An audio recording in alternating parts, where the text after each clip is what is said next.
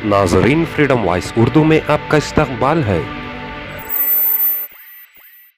इसी महीने में 24 नवंबर को यहाँ all India Muslim personal law board की बेंगलोर में इसी कैंपस में दारुल उलूम सबीलुर रशाद के अंदर 29वां इजलास होने जा रहा है।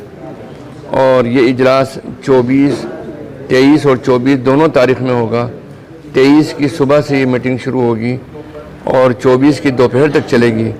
उसमें अलग अलग सेशन होंगे, जनरल बॉडी मीटिंग भी होगी और ये इंतखाबी इजलास है। इसमें जो जगहें एक तरीके से खाली हो गई हैं उनको पुर भी किया जाएगा और साथ ही साथ ये कि एग्जीक्यूटिव बॉडी की भी मीटिंग होगी। और शाम को यानी 24 तारीख की शाम में एक पब्लिक मीटिंग भी होगी कुद्दूस ईदगाह के अंदर। तो इसका मकसद ये है कि जो एजेंडा है, बहुत सारे एजेंडे हैं, अलग अलग कमेटियाँ अपनी अपनी रिपोर्ट पेश करेंगी और उसका एक एजेंडा ये भी है कि जो वक्फ बिल आ चुका है और जेपीसी के अंदर वो अभी ज़ेर गौर है और अलग अलग राय लोगों से ली जा रही हैं। इस सिलसिले के अंदर राय मांगी गई थी ईमेल के ज़रिए तमाम लोगों से, स्टेक होल्डर से। तो मुस्लिम पर्सनल लॉ बोर्ड की तरफ से भी तकरीबन 13 दिन के अंदर अंदर 3 करोड़ और 66 लाख जो है वो ईमेल भेजे गए, जिसका हमारे पास पूरा ट्रैक रिकॉर्ड मौजूद है। आने वाले वक्त में अगर गवर्नमेंट चाहेगी कि हमने किस ईमेल से क्या भेजा है, वो गवर्नमेंट को हम पेश कर सकते हैं। अगर सुप्रीम कोर्ट ने भी हमसे मांगा तो हम उसको भी पेश कर सकते हैं। मकसद ये है आपको ये बात बताने का कि मुसलमान इस सिलसिले में बहुत ही अवेयर है और बहुत ही एक तरीके से बेदार है।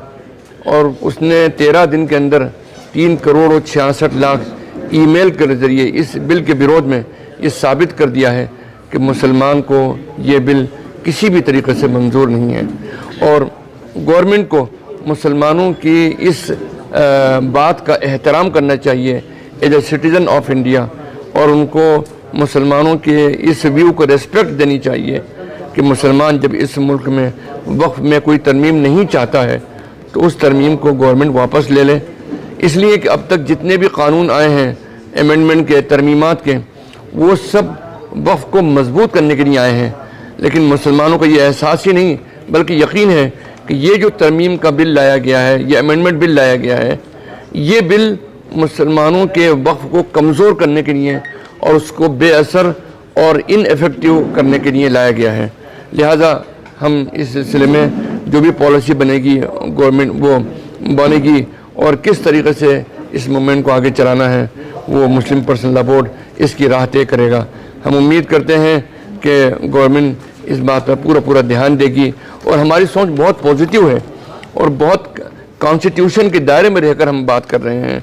लिहाजा गवर्नमेंट को हमारी बात को ध्यान देना चाहिए और इसमें ज़ोर ज़बरदस्ती या पॉलिटिकल इन्फ्लुएंस का इस्तेमाल करने के बजाय as a citizen of India हमारी जो जायज़ डिमांड है उसको कबूल करना चाहिए।